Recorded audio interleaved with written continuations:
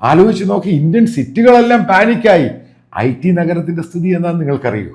അവർക്കറിയത്തില്ല ഈ പോകുന്ന 1 മാസം കൂടെ കഴിഞ്ഞ് എങ്ങനെ ഇത് പോകുമെന്ന്. ആ രീതിയിലായി മാറി. ഇതിൻ്റെ കാരണം എന്തുവാ? ഈ പറയുന്ന കമ്പനികളൊക്കെ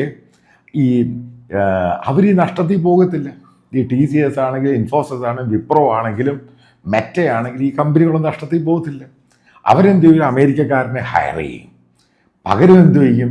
ഇന്ത്യയിലെ അതിൻ്റെ ബാക്ക് എൻഡ് ഓഫീസിലുള്ളവർ അവർ ഒരു 15 പേരുടെ ടീമാണെങ്കിൽ അതിൽ 10-12 പേരെ എടുത്ത് ദൂരെ കളയും. എന്നിട്ട് ഈ 4-5 പേരെ കൊണ്ട് ജോലി ചെയ്യിക്കും. എന്നിട്ട് അവിടുന്ന് അങ്ങോട്ട് പഠിച്ചു വരുന്ന ആളുകൾ, അതായത് സ്റ്റുഡൻസ് ആയിട്ട്, ടെക്കിയും അതും ഇതും ഒക്കെ ആയിട്ട്, കാരണം അവിടെ ജോലി ചെയ്യാൻ പറ്റും, തിരിച്ചിങ്ങ് പോരും. അവരുടെയൊക്കെ കിട്ടാൻ പോകുന്ന സാലറി നിങ്ങൾ കണ്ടോണം. ഞാനൊരു കൃത്യമായ കണക്ക് പറയാം.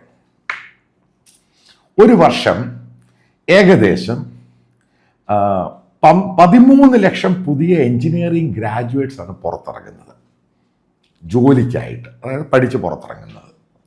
അപ്പം അതിനകത്ത് വലിയൊരു ശതമാനത്തിനും ഈ ടെക് ഫീൽഡുമായി ബന്ധപ്പെട്ട് ജോലി കിട്ടും.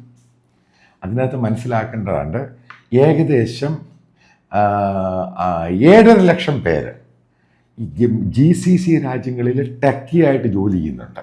അതാണ് ഇതിൻ്റെ കണക്കെന്ന് പറയുന്നത്. അതിനകത്ത് മാക്സിമം കൂടി പോയി കഴിഞ്ഞാൽ ഒരു 50,000-60,000 പേരെ ഉൾക്കൊള്ളാൻ സാധിക്കത്തുള്ളൂ, ബാക്കി പറ്റത്തില്ല.